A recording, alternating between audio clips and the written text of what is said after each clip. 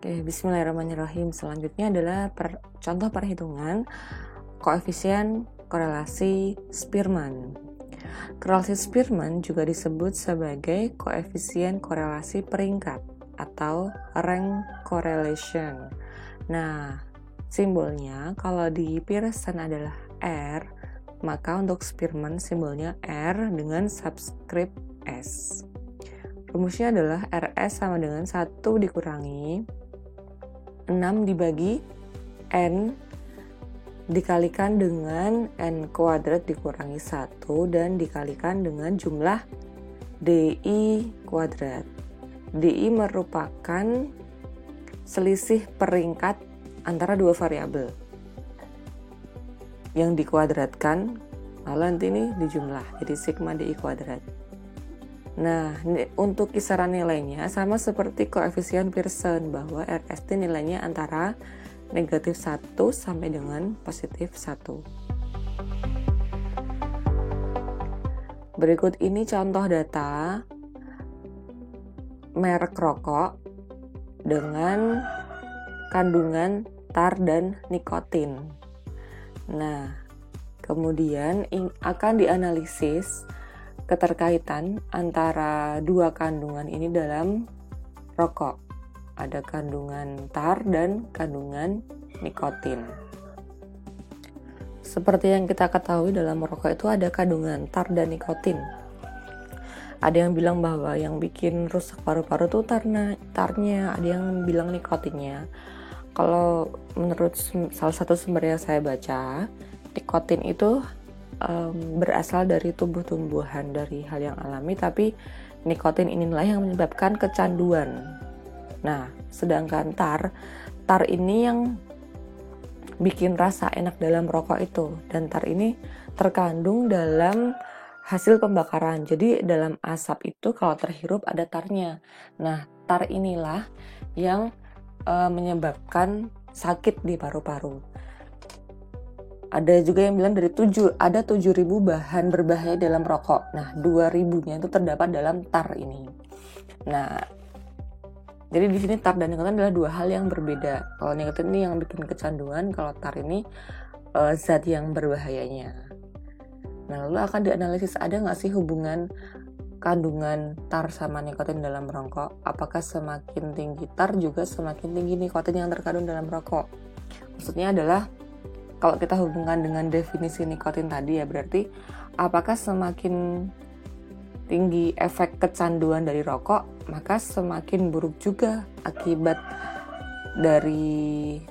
buruk dari rokok karena kandungan tarnya gitu. Kalau kita lihat sekilas di datanya ini, maka iya, nikotin yang semakin tinggi dia semakin tinggi juga tarnya, tapi tidak selalu ya. Oke, kita akan menganalisisnya secara statistika dengan korelasi Spearman. Mengapa pilih Spearman bukan Pearson? Nah, ada pertanyaan seperti itu, kita akan bahas nanti.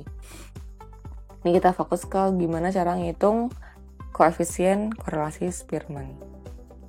Berdasarkan rumus yang sebelumnya telah disebutkan di sini, kita butuh informasi tentang DI. DI itu adalah selisih peringkat antara kedua variabel. Kalau diceritain berarti antara tar dengan nikotin tuh selisih peringkatnya berapa. Berarti kita butuh data peringkat dari masing-masing variabel. Kita intinya akan memeringkat setiap variabel ini. Tarnya di peringkat dan nikotinnya juga di peringkat. Nah, ini adalah saya simbolkan, tarnya saya simbolkan X besar, nikotin saya simbolkan Y besar, lalu X kecil adalah peringkat dari tar, dan Y kecil adalah peringkat dari nikotin. Nah, lalu cara mengisi peringkat gimana? Ini misalnya adalah variabel X kecil ini adalah peringkat dari X besar atau kadar tarnya ya. Caranya kita peringkat dari nilai yang paling kecil ke nilai yang besar. Nah, untuk X1 ini nilai paling kecil berapa? Kalau kita lihat adalah nilai 13. Berarti 13 ini kita berikan peringkat 1. Lalu di peringkat kedua siapa? Adalah nilai 14. Sehingga 14 ini kita kasih peringkat nilai 2. Lalu yang ketiga siapa? 16. Maka di 16 ini peringkatnya adalah 3. Lalu bagaimana kalau ada nilai yang sama? Nah, ternyata setelah angka 16 ada nilai 17. Tetapi ada 2 nilai 17. Nah, caranya nilai 17 ini kan ke peringkat 4 dan 5 ya harusnya. Karena tadi kan sudah angka 1, 2, 3. Berarti angka 17 ini harusnya peringkat 4 dan 5. Nah, caranya karena ada angka 17, maka di tengahnya 4 dan 5 itu berapa? Ini bisa kita jumlahkan 4 plus 5 dibagi 2 sama dengan 4,5. Inilah nilai peringkat bagi nilai 17. Dua-duanya ini dapat nilai 4,5 karena dia sama. Nah, peringkat selanjutnya adalah peringkat ke-6. Jadi nggak ada peringkat 5 lagi ya, karena 4 dan 5 kan sudah kita bikin rata-ratanya. Selanjutnya adalah peringkat ke-6 jatuh kepada angka siapa? Oh, setelah 17 ada 18. Ini dapat peringkat ke-6. Lalu setelah 18 ada 19 nggak? Nggak ada. Yang paling dekat 18 adalah nilai 24. Ini dapat peringkat ke-7. Dan seterusnya tinggal angka 25, 28, dan 31. Ini dapat peringkat ke-8, 9, 10. Nah, itu cara untuk membuat peringkat. Begitu juga dengan nilai variabel yang kedua, yaitu kadar nikotin. Cara meringkatnya sama, dari nilai terkecil ke nilai yang terbesar. Gitu. Kemudian DI ini nanti adalah selisih dari X dikurangi Y ini. Misalnya YI ini nilainya berapa? Ini nilai paling kecil di Y ini adalah 0,8 ya. Berarti ini nilai peringkat pertama. Lalu yang ini 0,9 peringkat kedua. Berarti DI di baris pertama nilainya adalah X dikurangi Y, yaitu 0. Dan seterusnya. Kemudian nilai DI ini kan nanti pasti ada yang negatif ya. Jangan khawatir karena akan dikuadratkan di kolom terakhir di sini. Ini adalah nilai kuadrat dari DI. Maka nanti tidak ada nilai yang bernilai negatif, semuanya akan positif. Kemudian DI kuadrat ini nanti semuanya kita jumlahkan di sini. Ini jumlah DI kuadrat. Nah, kemudian ini kita tinggal masukkan ke rumus di RS tadi. Jadi rumusnya RS sama dengan 1 dikurangi 6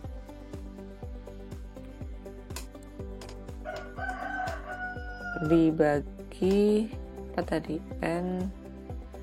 N-1 sigma DI kuadrat. N kuadrat.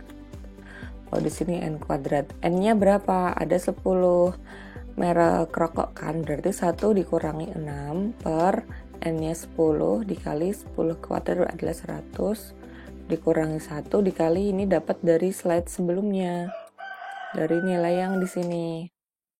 Ini sigma DI kuadrat. Ini kita kalikan dengan angka tersebut. Nah, nanti dapat suatu nilai. Jika misal RS sama dengan positif 0,85, maka ada korelasi kuat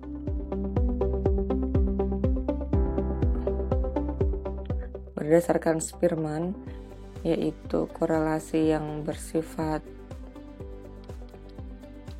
monotonik antara kandungan tar dan nikotin dalam rokok. Kalau kita ejawantahkan berdasarkan definisi tar sama nikotin, berarti semakin rokok itu membuat kecanduan, karena nikotin ini kan yang membuat kecanduan.